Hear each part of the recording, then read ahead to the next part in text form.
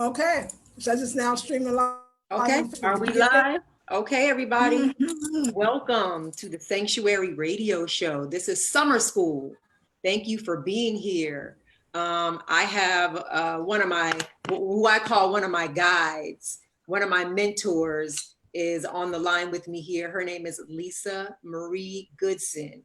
And we are going to have an amazing conversation because, like she always does, she has now moved to another phase of her life, which is so Yes. intriguing and so interesting. And it could really inform some of the things that we can do for ourselves. So, first of all, Yeah. welcome, Lisa Marie.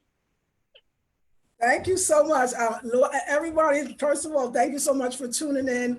While you're all here, I'm going to make sure that my team is here as well so we can Okay. get together. So I'm going to let people know I'm live now. Okay.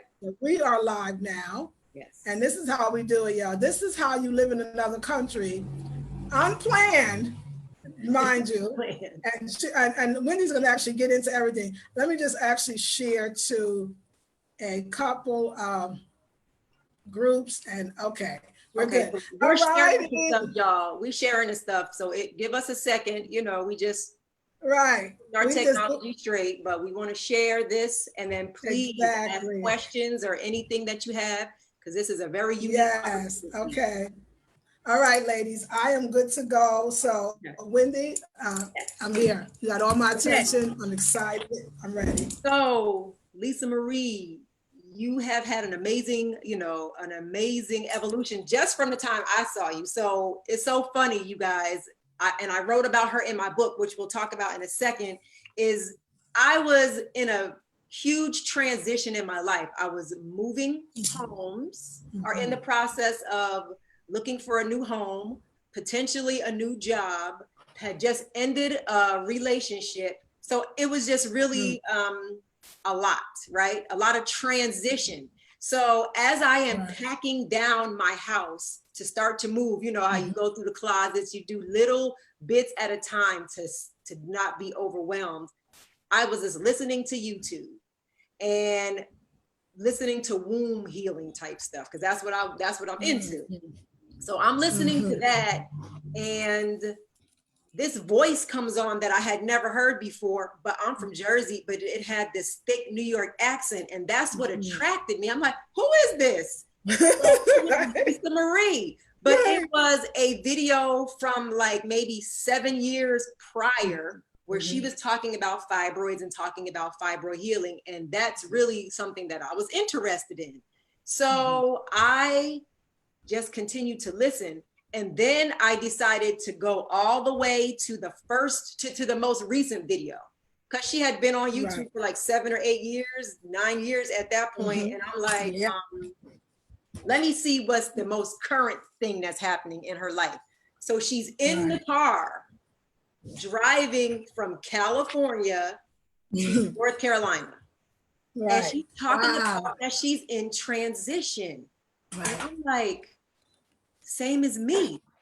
And Wow. everything that she was saying was resonating with me. But one unique thing that she said that really stood out to me was that she had changed her name Wow. years ago, and people knew her as a certain name. And Right. she decided to go back to the name that her mama gave her. And Yes. people were mad. Like YouTube, random ass people were Yeah. mad because she was going back to her mama's given name. Yeah. And so she was talking about how she was transitioning with that and what that felt like, and how she was being unapologetic about being who she was, even though she was this other person, because of evolution. And it was so powerful to me. Just that video was so powerful to me. So Lisa Marie, that's how I connected with you. And then I watched some more videos, and then I saw where you also connected to the MAFA, MAFA people of Cameroon, Yes. which is who Yes. I'm connected to. So I'm like, that's my sister. That's right. So I had just come from Cameroon, and I had some extra gifts. So I had to like send her something because she was talking about connecting and making an altar in her new place. And so I sent her some soil and some other little tchotchkes from Cameroon. And then I have taken plenty of her classes. She's had classes, and I'm going to let her talk about all those things, but that's how we connected. And so here you are now. We're in Corona. Yes. You know, this pandemic, which is a nationwide, a global pandemic. Global pandemic. And you're originally from where? Yes, I'm originally from New York. Right. So just think about that. And you are originally from New York. Excuse me? And where are you now? Okay, I'm in Accra, Ghana. So thank you, everybody. Thank you so much for a wonderful introduction and just really talking about our introduction to each other. Because when I met you, it was just, I just saw this beautiful, amazing woman. And I just was like, oh yeah, we need to know each other. So I was so happy for the meeting. And she did. This sister found out because we both did our, did you do your DNA too, Wendy? African ancestry. Mm-hmm. Right. So she knew that. So you actually found out you were from the Mafa people of the Cameroon. And you was so dope. You actually, so I mean, when I think about you looking at me going like, how this girl's in Ghana, like, what's up? I'm following after you. When I met you, you were, I think you had a blog. Yeah. Your blog was talking about from Jersey to me, from Jersey to me. Exactly. And so that was actually, you inspired me in so many ways to travel because that's, like I used to, you were in groups, but you were also in other countries participating in the groups. I was in Thailand when we were taking class. Yeah. It was amazing. So I want to just say like, everything somebody else sees in someone else is because it's so much in them. And the things that they admire about that person is so nice to know that, guess what? You can admire that in yourself. You know, today I did a video on my YouTube channel and I talked about how it's so hard for people to say this, or if I say it, it sounds so, oh my God, is she saying that about herself? But I motivate myself. My life is motivation for me. I don't see myself as sometimes always me. I'm having this experience, so almost it's not happening to me, or I can't at least talk about it that it is. No, I'm amazing myself. What's happening in my life is amazing to me. Right. What I'm doing right now, for the first time, it's so deep that we have always in our lives probably have amazing things that we've done and easily could talk about, but we were not taught in our culture to do that. We were taught in our culture to never toot your own horn, to never acknowledge. Right, but isn't it crazy that, so then what winds up happening on the metaphysical level is we find folks that actually are doing what we want to do, can do, did do, one day might do, right. It's already done. It's already done. Once you identify that person, you identified yourself. So today I woke up and I really said to myself, my God, like, you know me, I'm a Leo. I asked me like, so weird. Listen, I don't move to Ghana. Listen, I was on a 2-week vacation. So you're going to catch her up. This was March, I think it was 4th or whatever. I left from North Carolina. I was supposed to go to Air Canada. I was going to Canada. First leg, fine.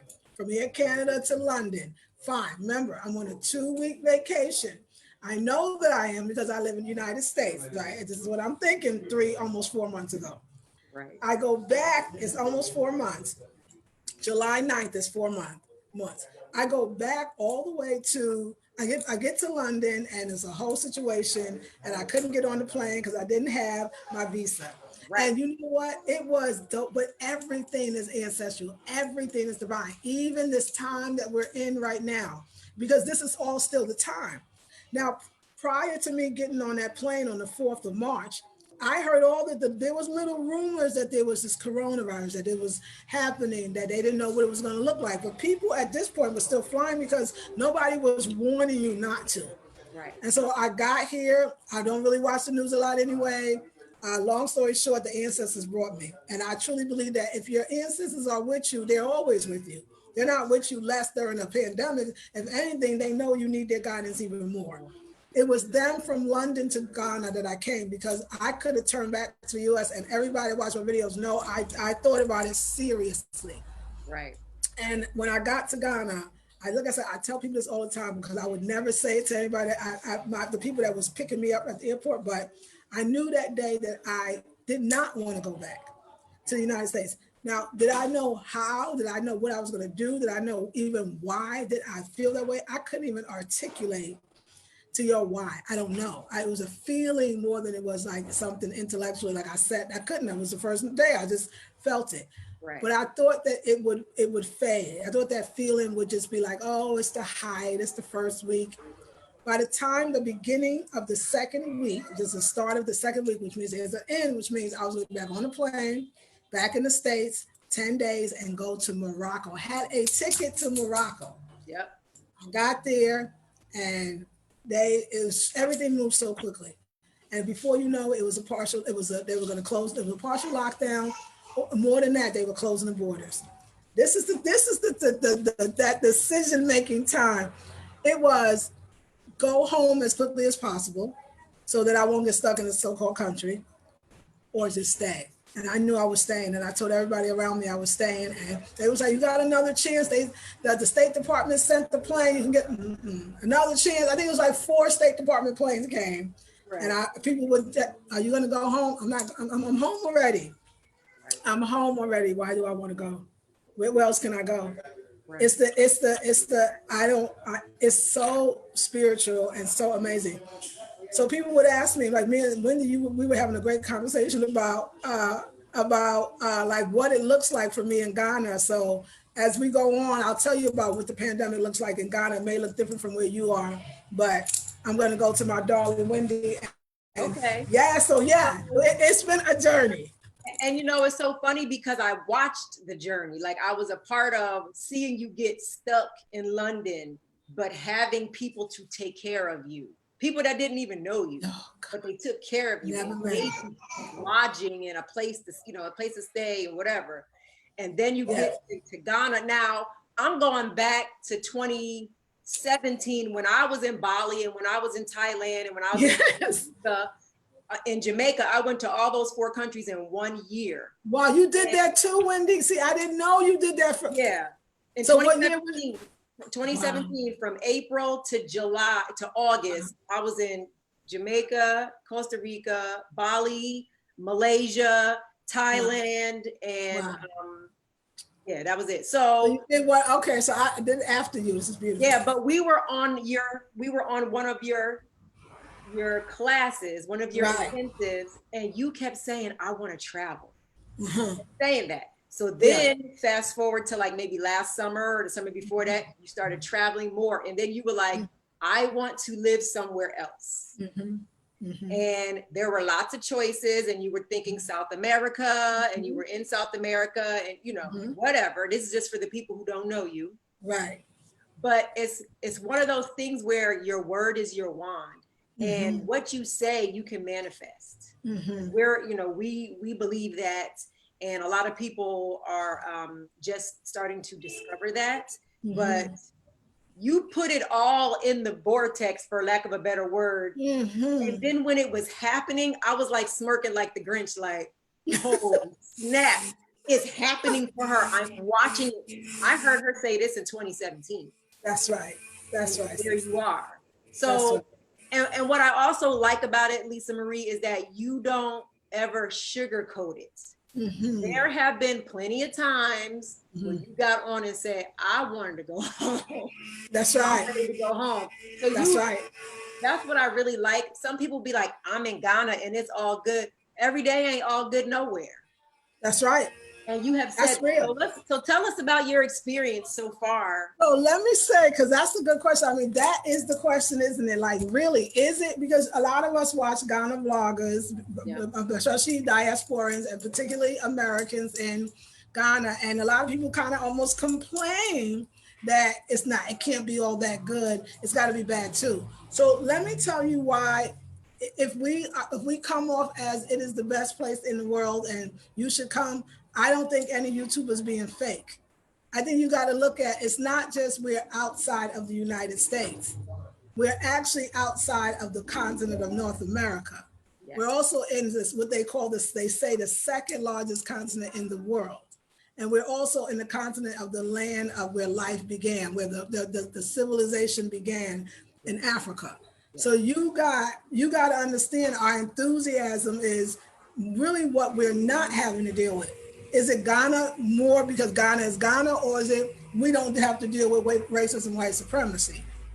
We don't have to be discriminated against because God dang it, we're black. I mean, everybody is. So it's the, I mean, it might be class and social, but I don't see it even as much as what we're dealing with. I don't think in the States we realize that there's what they say, the intersectionality of gender, sex, color, race, like all of that is something that we don't almost realize that we have to unpack. But when we come somewhere else, where that unpacking is actually, not only do you unpack it, that you're, in a sense, you are unpacking, you're unpacking to stay. You know how you go to a place for vacation, you unpack for a day or 3 or 5 or even a week or 2, but you're unpacking to stay. And it happens so instantly. Like I said, for a lot of people said, as soon as they got off at the airport, they felt it. As soon as they had a day or 2, they knew it. As soon as they saw the people, they knew. Because what you see on a spiritual level is you see yourself. It's what you said. It's like the words that you put out there. After a while, you're starting to recognize that, oh, wow, my God, on some level, I sure did ask for this. Didn't know what it was going to look like. Didn't know how it was going to come, but it came. Yeah. So I don't think that we're exaggerating. And yes, there are bad days, but I think because we have those same bad days in the States, why talk about those when the good days it's so amazing. Yeah. I'll tell you on the bad days what I think some people then are kind of, there's inconveniences. There's no doubt. I mean, I didn't have water for almost a week. We have to fetch water. I mean, that sounds like a long time, and it really is. Or it would run way late, like at night, 2 or 3 in the morning. I mean, it's unpredictable. Okay. We had an earthquake, so it's like people don't think things happen. Yeah, it was 4.0 on the Richter scale. So we just had it last week. Wow. It was last week. So and then the water went off. So every time, if your infrastructure is not great, an earthquake could be a 4.0 in California is just good. Life goes on. Right. 4.0 in Ghana affects things, and so it's. But what I realized is this is when I knew that I started to become a Ghanaian. The feeling, I'll take that. I'll take that water going off every once in a while. I'll take that power going off for a day or 2. I'll take that. I'll take that knowing that one day it's going to be better, but it's sure not enough for me to run. So I think what a lot of YouTubers are saying when it looks like we're so happy all the time, but we're just telling the good side, is that we've escaped so much. It would be a hush your mouth moment to even try to complain, to be honest, about some inconveniences that don't really mean a lot in the scheme of things. But yeah, there was a point where I woke up and realized, what the hell did I just do? Like, I mean, on a serious note, when that last State Department, they said it was the last one, playing, my sister family called me like, it's the last one, get on, hurry. I was thinking, I was like, ooh, the last one, wait, like, it got me too. I got a little like, am I ready for this, but so I got through that dark night of the soul, because it was a scare, and I was like, yo, I don't know, and I figured it out. Yeah. And I stayed. Yeah, and so it was really interesting to watch that. When I went to Kemet in 2016, the day I left on a Saturday, but that Friday before was when Philando Castile had gotten murdered. And right, that's right. And then the day that I was leaving from JFK was the day that the Dallas massacre happened, when they said the brother Daishiki killed everybody. So I'm already in shell shock because we've already had all these murders. This was just the last iteration. So now everything is crazy. Yes. I went with Tony Browder. Yes. All of us are there, and we're sitting at the airport. We're not watching it, but when we got to Kemet, which people know as Egypt, but the true name is Kemet, I felt free. Yes. I felt free. I felt safe. Yes. And I felt appreciated. Like, people were like, hey, there you go. How are you? They were welcoming. Yes. And, I also felt guilt. Tell me about that. I was leaving my people behind. Yeah. It was only for 2 weeks. But I needed that feeling. I needed that peace for myself. Right. Even if it was just for 2 weeks. See, that's power. That's very powerful. And I so appreciate that honest statement, Because that's a good question. Do I feel guilty about? Yes, sometimes. No, let me say no. Let me tell you why. Yes, I'm gonna say yes and no. I'm gonna say no because I feel like you could do it too. Yeah. No, because I feel like I deserve it and you do too. I'm gonna Yeah. say that for a minute. Yeah. Do I feel it? And also because not everybody is gonna want it if they had it. Some people will come here and think it's not all that as well and be running back. I feel like we're all, and I know divinely where we're all in the right place.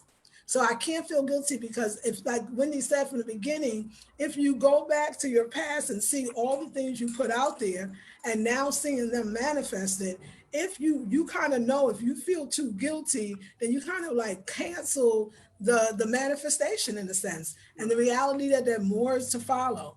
Yeah. So, but on another end, I didn't feel guilty. I remember when it first happened, I was like, oh my God, because that's when it was announced there is a pandemic. We are doing shutdowns. I remember when it first happened, all I could think about was, oh my God, like this, the times are changing. Like, what are we going to do? And then I was like, whew, I made it.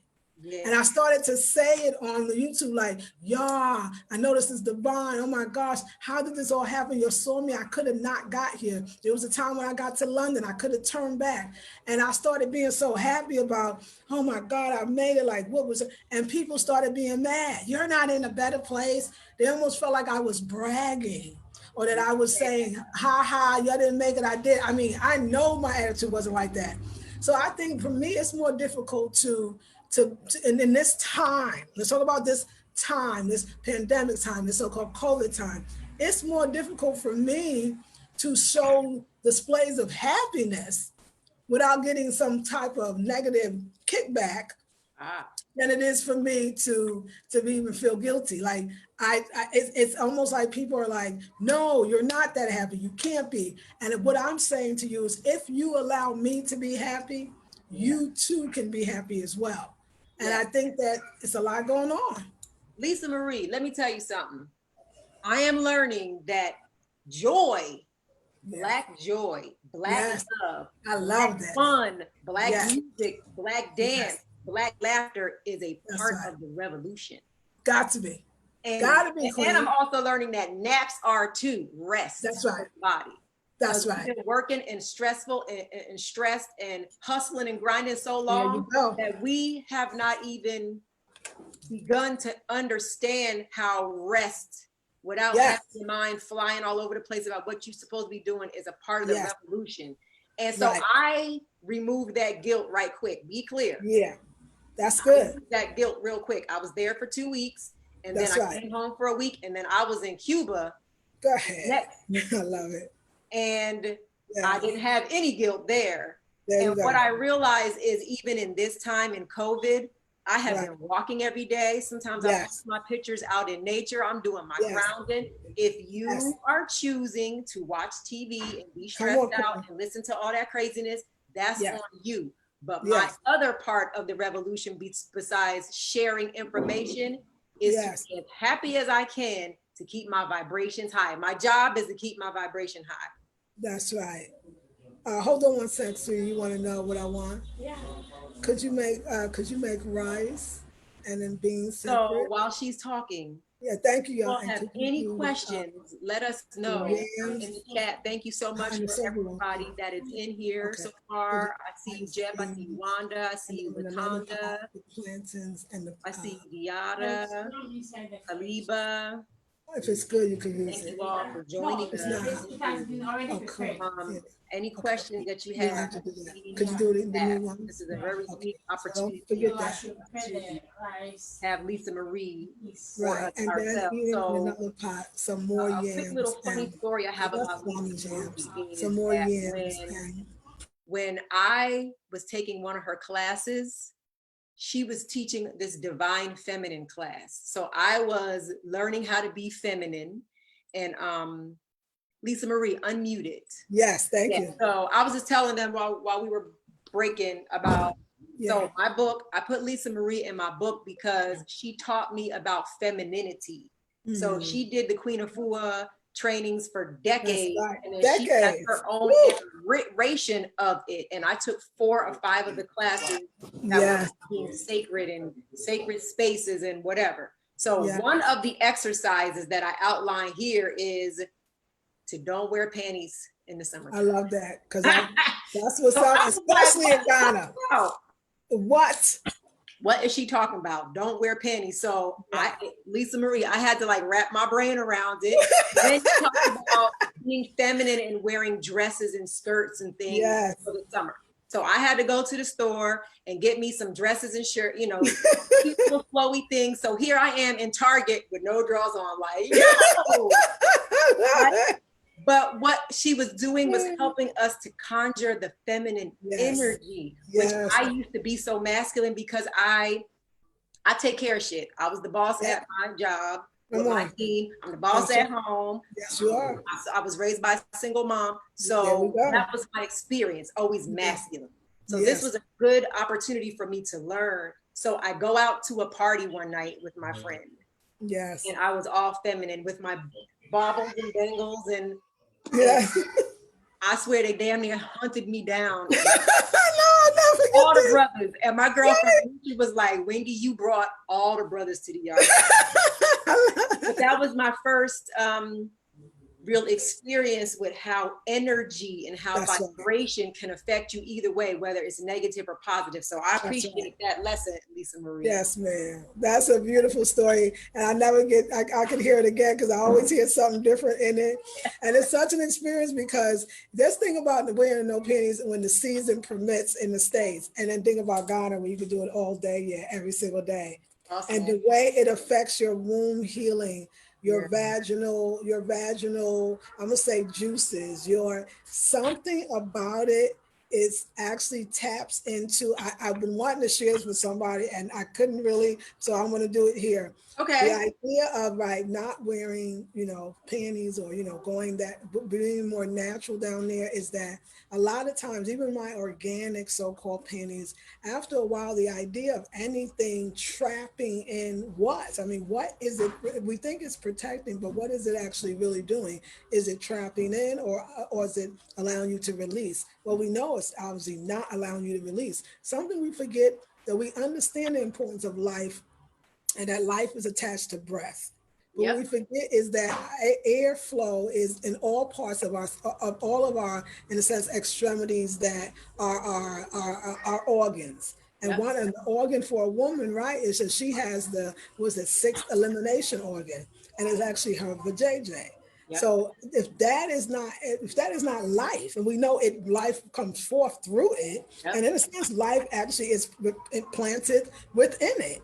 Yep. So when there is no life force, no prana, no breath, then there is no life, right? So a lot of the ailments, I'm telling y'all sisters that you have, especially there, whether it's foul discharge, whether it's odor, whether it's dripping, whether it's anything you could think of that tells you that there's something going on, from yeast infections to numerous other things. The wearing, it could be the cure for everything. It's so profound, the healing from that. I've never experienced anything like this because, mind you, in the States, we have those so-called seasons, some of us, and in Cali, not even as much. And if you don't catch them warm seasons, you die. Like, you not winter and fall going like that. And it actually interrupts the natural rhythm of your vajayjay. I can tell you that for sure. It's profound. I cannot wait to do a class on just the healing that I didn't even know. And I'm just going to mention a healing from sexual level, a healing from sexual maybe issues that you thought at least was sexual that maybe wasn't even. So there's a freedom, and freedom, this idea, you mentioned the word that you felt very free when you were traveling to a lot of these countries at a time when in the States, maybe you didn't feel that way. Right. The freedom is that freedom that all of us talk about. It's not just a freedom from where we were to now where we are, but it's actually a freedom that your whole body, mind, and spirit starts to kind of become spiritualized, and that everything becomes free. Right. Free of disease, free of anger, free of mental states that are harmful to you, free of stress, so it's like you said, that not running around in the same way or for the same things. Yeah. It's just, it's relaxing. It's real good for you. So I'm coming to Ghana as soon as they open up these borders. You better, because you already know. You already know. You got a place. You better. I can't wait to pick you up from the airport. So let's do this. So can you tell us about like a daily, like what you do on a daily basis? So y'all, she done already only been there almost 4 months. She already creating industry and and being creative and doing furniture and clothing. So tell us how you're creating your life there. You know what? I now know that wherever we are, we definitely created it before we got there. So let me say, I'm going to have to repeat that so you can really get it. I believe this for every individual that's watching, not watching, that exists. Wherever you are now, there was a path to getting here. You got yourself there. Yeah. So you got yourself there, and I'm clear about it. So the idea of it's true. Y'all, when I say where it came from, that's where it came from. It was already put out there. I've been here for less than 4 months, and I've already rented an apartment for a whole year. So we know I'm staying for a while. I think I did that within a few weeks of getting here. I was like, oh, we got to get that secure. I've started another business. I actually first my business that I had at Blackberry Beauty Academy, which was an online school with the classes that Wendy talking about taking is from Blackberry Beauty Academy. It's now having other teachers. Wendy, I need you to be an instructor. I hope you will take me up on an offer. Maybe I can get you this month.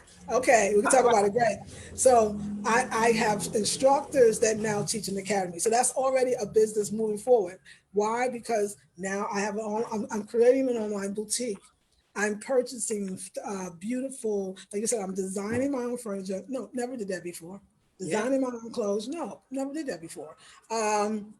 Spying and selling and negotiating and all these amazing things and gathering tools and beautiful wares for the website. And it is happening. It's not happened. It's happening. I mean, it's continually happening, and it's happened even already. And one thing leads to another. I'm redesigning stuff. I'm sketching. I've never had a sketch pad. I would say to you, I can't even draw now. I've got actually sketches going. Oh, wow. I mean, it has been like if y'all think it's a miracle, I think so too. And this is really where I kind of want to make sure that you're getting something about yourself. Because when I'm talking about me, I'm talking about you. Some people look and say, well, did you plan to be a designer? No. Did you plan to stay in Ghana? No. We should probably get this out the way. Did I think I was ever going to live in Ghana? No. Maybe one day I said I like to live by continental, and I didn't even never been to the continent of Africa. Right. Did I know I was going to create clothes? No. Did I know I was going to be a designer? No. Did I know I was going to create furniture? No. Let's go to the yes questions.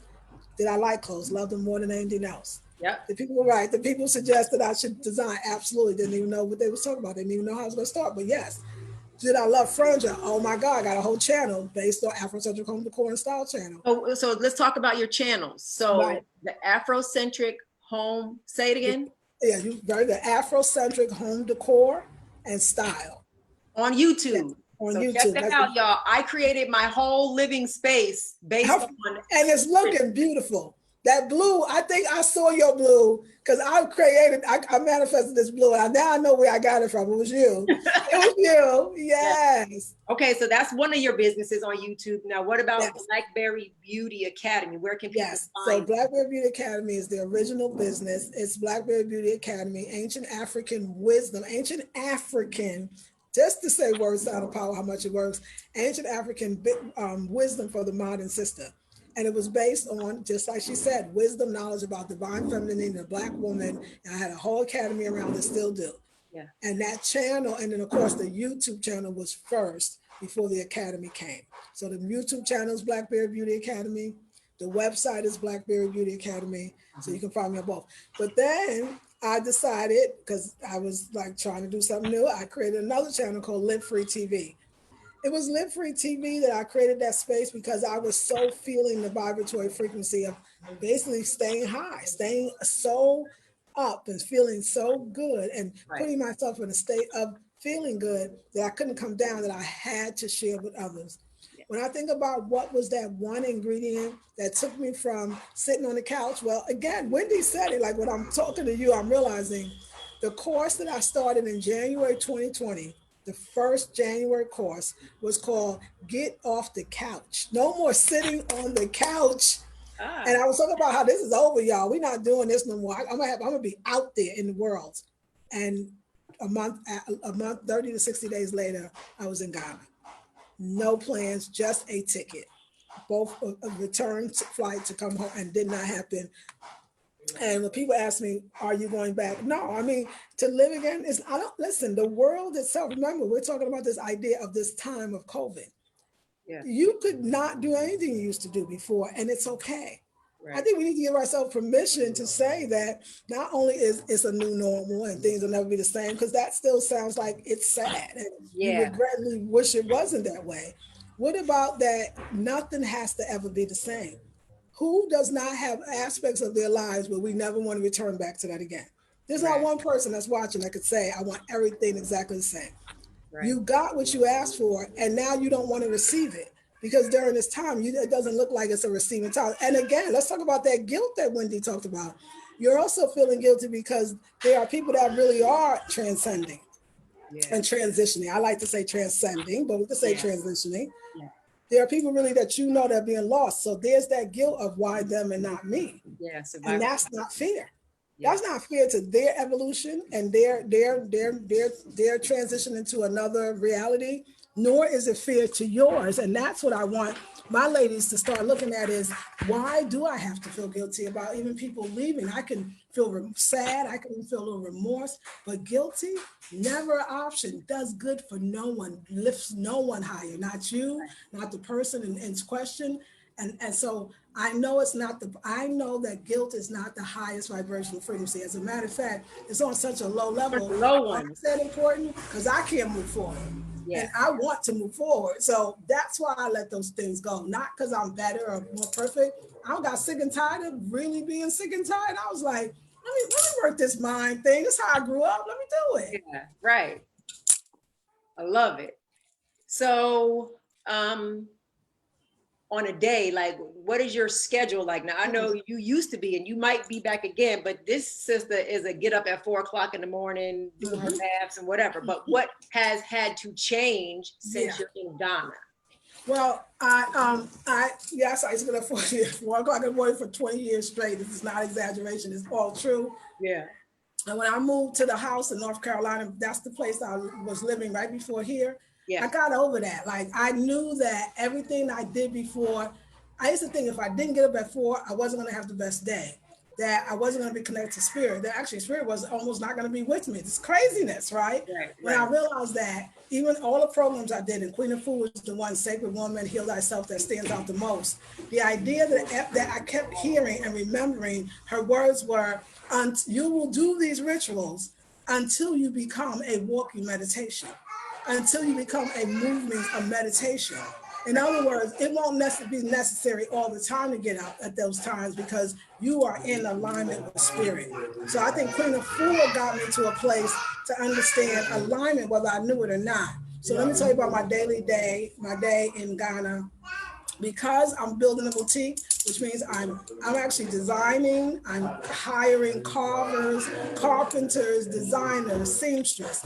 I'm constantly having to go find somebody, a vendor, a wholesaler that does the bracelets, the beads, the clothing, so my whole day, and it's the most amazing, fun, exciting day. So I get up around 5:30. I do just naturally. That's a great time for me. It works better than 4 because it allows me to stay up a little later if I want to and still get a good amount of sleep. It's just a natural, no alarm. I used to 4 o'clock, I had to have an alarm, no alarm because my body likes 5. So I'm following my body here. I usually drink water during the day. I might have a smoothie. By about 11:30, 12 noon, I'm out the door and meeting my partner, and we go to take care of going to see all the vendors. And it's nonstop. We have lunch at the big restaurant and we hit it. We're on the streets. Yep. And I come back excited, joyful, day well spent. I chill out, do videos, and these are all channels sometimes because I want to tell you about the day. Yep. And I laugh a lot, y'all. So my day is very simple to me, It hasn't changed as much as like that getting up early, that doing yoga, womb yoga every morning has not stopped. That is very consistent for me. Okay. Like I said, finding the new, what's new is finding substitutes, or not even substitutes. What can I take as far as supplements? Remember, we in the States, it's chia seeds and Yeah. hemp seeds and spirulina and sea moss. No, you don't. That's not here. You Okay. don't. You got moringa and baobab powder and ginger chews and coconut chips and all these things that are actually so dang good for you, and noni and neem. And so it's the change in the routine is finding out how to get those things and what of those things work for me. So it Right. still is a discovery period, but Right. it feels like the most natural transition that I ever made. I don't think I've ever lived anywhere and felt this way. So I want to talk about how important that is, what you just said, Mm-hmm. because it has to make sense for you. There you It go. has to feel good for you. That's So right. 2017, and when I was taking in the summertime, when I was taking Lisa Marie's class, and she said get up at 4 o'clock, I got up at 4 o'clock, and I was like, nah, I ain't getting up because it did not Exactly. feel good for me. There you I go. was just transitioning from a spiritual system that was very like black and white, Yes. black and white, That's black and right. white. Come on. So it was a part of me evolving to realize I could do what I want to do based on my own intuition and instinct and intellect. And I had to learn how to do what feels good for me. And so that's why I call everybody who has been a part of my journey, I call them my guides. They guided me. They had these tools, and I picked up the meat and spit out the bones. So everything that Right. everybody says ain't That's gonna right. work for you, but you take the parts that work for you. And it can be something totally different. Like there ain't no way if you would have told me in June of 2017, I was going to be in Target with no drawers on in July of 2017. You couldn't have told me That's that right. because I was very like Yeah. demure and whatever Yeah. and, Right. and cold as hell. So I Right. had to like spark that joint up. You know what I'm saying? Yeah. I had to spark up my femininity. So Yes, man. I just wanted to interject that. I want you all to just remember that you do what feels good to you, and Got your to. body will tell you, your gut will It tell you, will. your It heart will will. tell you, and then your mind will just also tell you. So thank you It's true. for that reminder. It's such a good one. And I'll just thank you for that. I learned like no matter what, where you are was always good where you were. But where you are now is something else. Yeah, And that's the best part of life to me is that discovery. But I used to, in the States, I don't know, a discovery always felt like I was trying to get somewhere spiritually. right. It was enlightenment, whatever we got, nirvana, call it whatever the state of consciousness, high vibe. When I stopped trying to get there, and and started allowing myself to be there, Yep. when I understood that there was relative for all of us, and Yeah. that's why you do have to do it your way and have it your way, but first you got to know your way. Yeah. And I think that's the biggest thing of why the classes, we were always doing the classes, we wanted to be always in that state of knowing. It's interesting that the word power of now comes from, or is the root word of knowing. Now and knowing. I mean, it tells you that a knowing is now. Right. You don't know tomorrow, or you don't know yesterday. I mean, you possibly if you wake up, you could, but Right. there is no tomorrow and there is no yesterday. Knowing, the knowledge is now. And Right. that's what I love about knowledge, because that means it has the ability to shape shift, to change, to pivot, to grow. But I think that when we see that, what I think for me, because I've been on YouTube for 11 years and 3 channels, Yep. I think for me, what I see is the most difficult thing that I see people is that shifting, that they almost, again, I've had criticism for changing all the time. To me, there is nothing, well, of course, not my saying constant but change, but it's actually so normal. I don't see how you don't do it all the time. Yeah. I'm more puzzled that, like, how do you not do that? Like, how, particularly if you say you're doing all these spiritual things, guess what, John? You done conjured up a whole bunch of stuff you ain't seeing yet, but you conjured it. And it's good. Right. And it's funny though, Lisa Marie, because if I don't watch for a few months, Right. You done flipped up something and changed up something and changed up the hair, done changed up the thought process and what you gonna do next. So that was the other thing too. Yes. When it was very early on for me watching you, I used to just do whatever you did because I was doing that robot things. I'm like, wait a minute, she done flipped up the script. I can't even ship that fast. And I was like, no, it's not for me. This is her journey. I have to dial into Right. my journey. That's right. And see, I like that. See, now you, sister. See, that sister talking right now. She's right. And I think that that's how we could all actually love each other's journey by understanding, okay, she be flipping the script a lot and I might not go everywhere, but I want to see her go. Because I like my journey. And I think that if we could take it like that, how amazing it would be. Yeah. How amazing it would be to say, well, you're wrong for doing that. I mean, remember the major, I got married, everybody was happy. I got divorced, everybody was sad. Like, it was like, wait, what's wrong? Because right. I think especially with the idea of Black love, you know what? We want to win and we want to see other Black women win. And he was Afrocentric and he was well-spoken and he was so this and that. And he was so not for me. And I was so not for him. Yeah. And it was like, because after my divorce, I did a 2017 that Wendy did in 2019. Yeah, I didn't expect. I started a fans immersion program in DR. What? I went and I went back for 2 more months. Supposed to be 3, but that was a fun adventure. It's all on video. You got to check it out. But then it was on, like you said. I started in DR for Spanish immersion program. 2 weeks. Came back, stayed scheduled for 3 months. Rented an apartment near the beach. Like, did I ever do that before? Heck no. Did I ever know how to do that before? No. This is a time to learn. I went back for 2 months, came back, went to Sapelo Island in Georgia, the Gullah Geechee land, came back, went to, Trinidad and Tobago, right, Trinidad and then Tobago, and then came back to the States. And then I went to Colombia, which changed the game because it was it's funny that I think it was Colombia where I realized the idea of even all the work that Wendy, you, me, Queen Afua, and women like that really care about the Black divine feminine, is when I understood the physical, what looks like a physical healing or starting a physical healing has a possibility of being a spiritual healing. Yeah. So going in the mud and being massaged and then washed in the river by the women, that didn't just clean my body. That was the baptism that I never had. Yeah. And it was the opening to the readiness of Africa. Because outside of Brazil, if you think about it, so we know that outside of Nigeria, Brazil has the second largest African or Black descendant population. Yep. But Colombia, particularly Cartagena, has the second outside of Brazil. Wow. And so that place is quite powerful, particularly Cartagena. They got the old city where Black folks, where they say the enslaved Africans built, they did. And so it was more powerful than I think I understood. And after I got that, I stayed home for a few months. I thought now it's interesting when I say I never thought I would live here, but I always want to remind you of this. Think about what you say and think about if you did think.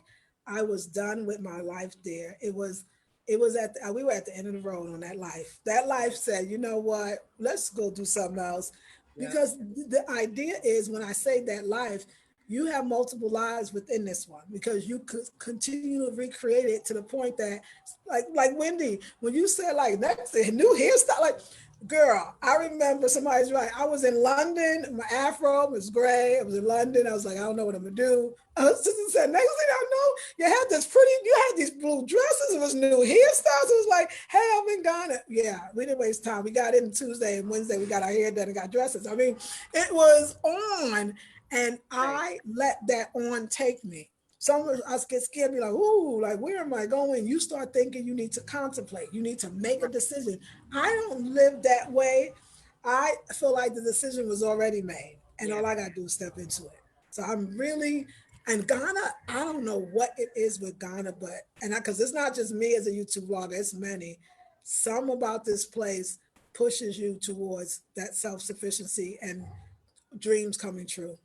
Really. I love it. Can you talk to us about some tools? So this, for those of you who are watching the Sanctuary Radio Show, this is summer school. I just created a summer school edition because I know that the second wave of Corona is already pretty much on us, and it'll exacerbate a little bit more in the true viral and flu season, which is like October, November, December. So instead of us being caught with our pants down like we were in the first iteration, I wanted to gather people to give us tools, mind, body, and spirit on how to prepare. Because it ain't just going to Target and fighting over toilet paper or BJ's. It's not just that. It is lots of things, and we'll talk about those things. But part of it is that when it happened, we were all shell-shocked because it has never happened in this lifetime. But then the other part of it is, for those of us who started to allow and go with the flow and just see what was going to happen, I think we fared better emotionally, spiritually, physically than those who white-knuckled the experience the whole time. So Lisa Marie, can you give us a few tips on how to be aware of allowing the good to come into our lives? Yes, thank you so much for even the opportunity, because I love to talk about that so much, because I, like the sister Rosetta Thurman, I want to be a happy Black woman, and I want everybody else to be one as well. So for me, it is that letting in. So and I'll give you just examples, because sometimes that helps as much. I feel like, how do I let in when I know I'm letting in? When I even almost feel like I could not do that thing. So there's an opportunity in front of you. You don't know if you should take it or not. You may not take it, but you may not take it is based more on the overthinking, the fear of the unknown, those kind of things. Those are the things that you probably should move towards. The fact that it requires that thought, and it's almost allowing you to take yourself out of something because you're talking yourself out of it. Learn how to talk yourself into things. It's a tool, it's a technique, yes. Learn how to talk yourself into things, because you're really good at talking yourself out of things. And so who really does that? Like, we say, no, I'm gonna do this, I'm gonna talk. Yes, no, it's a technique, but it actually works. So that's what I feel like I did. Let me tell you why I used to do it at the time when I was talking myself out of it. So let's say I have a decision that I have to make, and I take it to the moving meditation. I go do my dishes that I normally would do. I'm cleaning my house, listening to spirit, and hearing myself say, girl, you ain't gonna do that. Or girl, you can't do that. Girl, you better not. And I go, why? Why I better not? Why did I just say that? What is that about? And then I start talking to myself, girl, you better go do that. You know you could do it, girl. I'm seeing it. You know it's you. I talk myself. So one technique is to talk yourself into the things that you normally would talk yourself out of. Because I was a master at talking myself out of good. Oh, I think I had it down. So that's number one. And number two. Okay, number two is you already created a new reality anyway.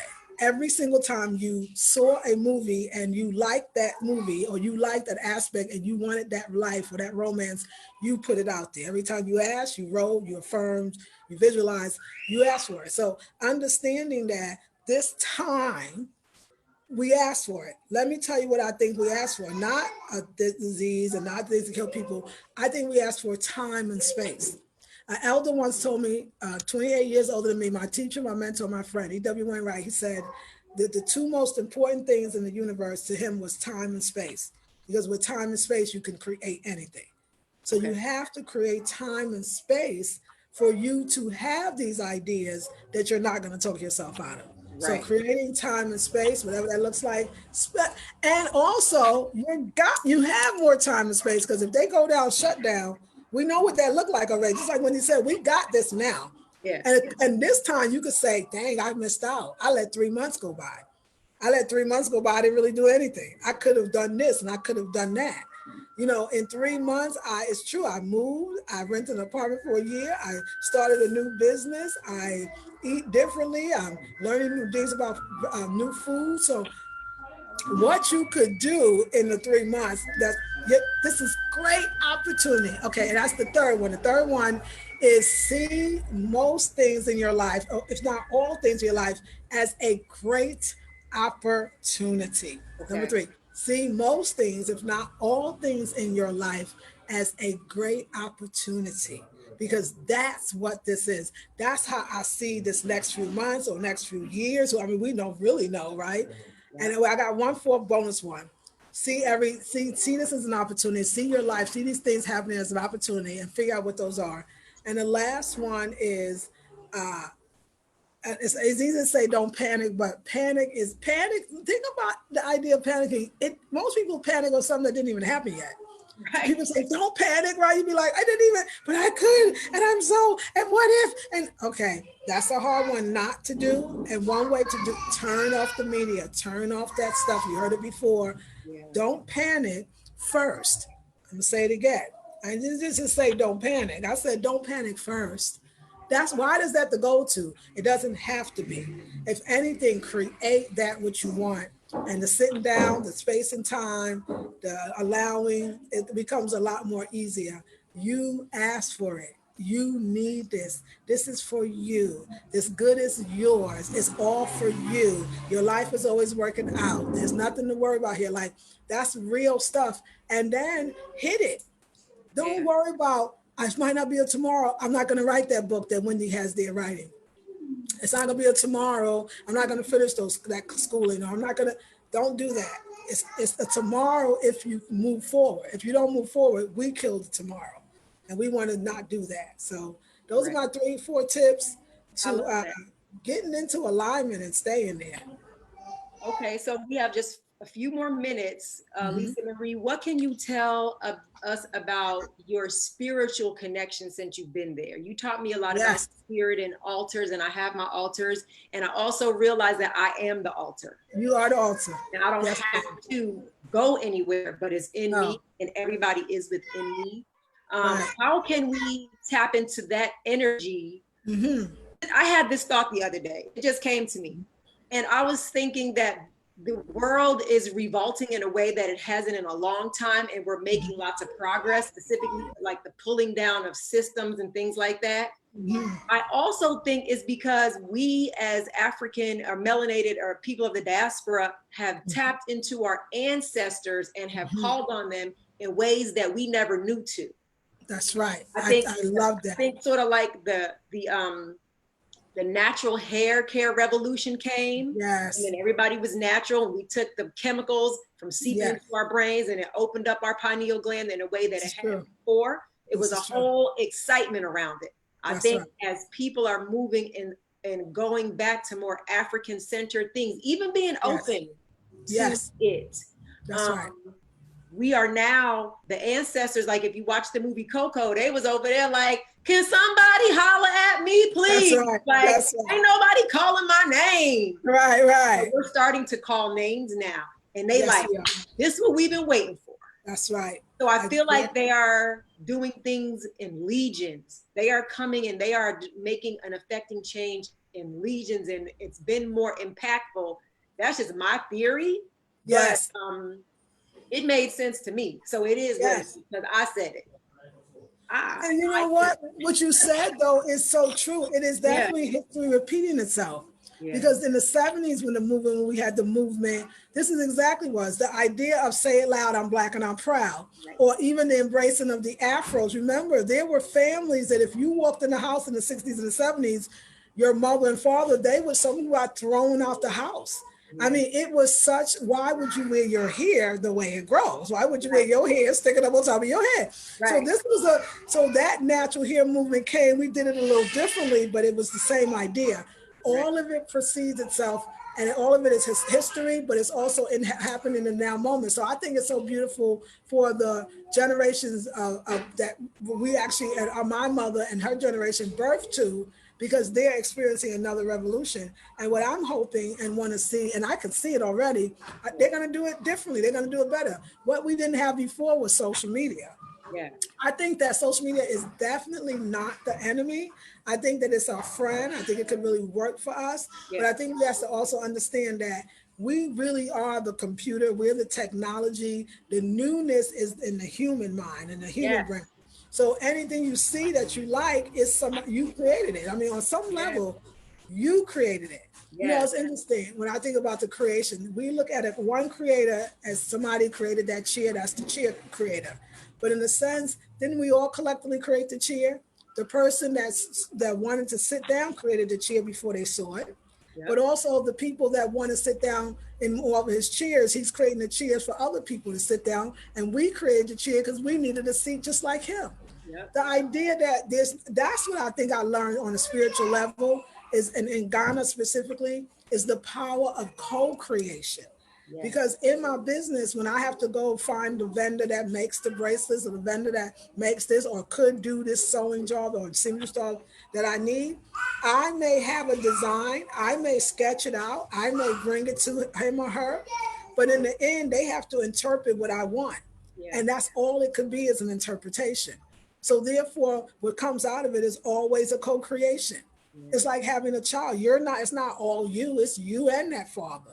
So co-creation is always happening. And I never saw it so clearly as I do with Kwame Knows the People, that go get them so that we can go together, so that we can, it's such, and everything that comes out, I want to tell you that armoire is all me, because yes, I said I want the mirror there, I want the symbols there, I want it, but Kwame had to see it, make it the size he wanted, make it the way, make the birds, and I always love the co-creation manifestations, the ones that I'm aware of, because all of them are co-creation manifestations. Yeah. But mine, I get to see it on the physical, but it really is going on as above, so below. So on a spiritual level, you are always co-creating with the divine. You ask and it is given. So the it is given part is the divine, the asking is you. But I never saw it so illustrated in my life, because everything is just happening because it's not me. So every curtain, yes, I didn't make the fabric. It was a co-creation. The fabric was already there. Yeah. The idea that the fabric could go into some curtains was, okay, my idea. Right. The fabric that I chose might have been my idea. When I gave it to the seamstress, I had to let go that she's going to make them curtains like the way I would. Yeah. She did some stuff I loved. I didn't know the rings on it. Like co-creation. And you know why co-creation is so beautiful, powerful, and wonderful? Because it tells you you're not alone, and all the effort we think we have to have, it's not necessary, because what? It's a co-created universe. So co-creation is the highest spiritual realization, and it's the most powerful, because when you realize you don't have to do it all alone, and you're not, life becomes a lot easier. I think when you realize you don't have to do it alone, but I also think for those people who are in specific spiritual systems that tell them they got to wait and give their power to somebody else, right? When you learn that you are the co-creator with the creator, like you have a voice, you have a brain, you have intellect, you have inspiration, you have creativity, and creativity is how you connect with the creator. That's right. It's both. It's and both, like you always say. That's right. Know that you're a creator. Once you learn that you are a creator, you're responsible for yourself, but then you also have support. That's right. It's so beautiful. I think it's amazing. So we got Miss Jackie on here. We got LaTonda. We got Wendy. We got Tatiba. So we got the sisters are on the group here. Thank you for being here. Thank you all for being here. Yes. Do you have any last thoughts before we end, Lisa Marie? I do. You know what? I want to say that it's such a co-creation, and I'm so thankful for the co-creation, and that where I said, wherever you are now, you created it. I have a family, a Ghanaian family. I have a partner, companion, homeboy, with all his homie loving friends. Anyway, take the class for that part. But I have all these people that are here to make sure that what I need is happening, and I can help by compensating. So I just feel like my last words is that if you think that you don't want to or can't do it or shouldn't do it or should wait because you're afraid that who's going to be there to help you, someone will always be there to help you. And I'm going to give you a tip on that one. Because somebody said, well, isn't your experience so different in Ghana because you have a Ghanaian family? Well, there's a lot of bloggers out there that don't necessarily think have a Ghanaian family and they're still doing well. And when I say Ghanaian family, just to make it clear, because I'm sure you might think I'm Ghanaian born, but I'm not. So my Ghanaian family is people that are looking out for me. And my thing is, you don't have to have a Ghanaian family, but if you want one, you could. So tonight, if your thing is that you really want to visit another place, and for a lot of us, you want to go to Africa, live in Africa, when you start to paint the picture before the manifestation shows up, put in there that you want a great Ghanaian family. What I'm trying to say to you is all of it is possible. If that's what you think is going to make you feel comfortable, it sure makes me feel comfortable. You don't have to look at me and say, well, she has that, that's why she's that way. You can ask for that exactly, and you will get it. That's what I want to let people know. Whatever you're seeing someone else have, you could get that same assistance in your way, because it's all creative and it's beautiful. So go for that. Yes, Know that. that's pretty much sage advice. Like everything that we have talked about is really great advice. I also wanted to shout out my sister Lisa and my cousins Wanda and Erica and my sister Shannon for joining. They always support. So thank you all so much.